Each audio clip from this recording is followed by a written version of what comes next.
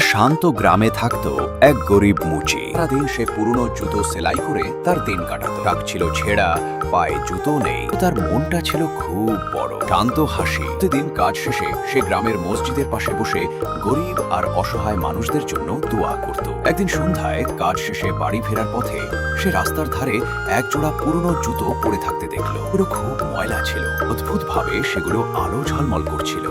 মুচি ভাবল জুতোগুলো সেলাই করে কাজে লাগানো যাবে। তাই সে জুতোগুলো তুলে নিয়ে বাড়ি চলে গেল। রাতে ছোট ঘরের ভেতর বসে সে জুতো সেলাই করতে লাগলো। আর হঠাৎ জুতো পরে দাঁড়াতেই এক আশ্চর্য ঘটনা ঘটল।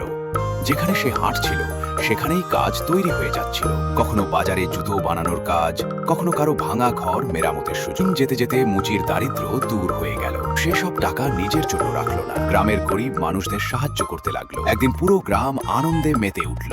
উৎসব শুরু হলো। সবাই নাচতে নাচতে বলল, ভালো মনই আসল জাদু। শেষ দৃশ্যে সবাই কার্টুন স্টাইলে হাসতে হাসতে নাচে। আর মুচি শান্ত হাসি নিয়ে তার জাদুর জুতো খুলে পাশে রেখে দেয়। গল্প শেষ।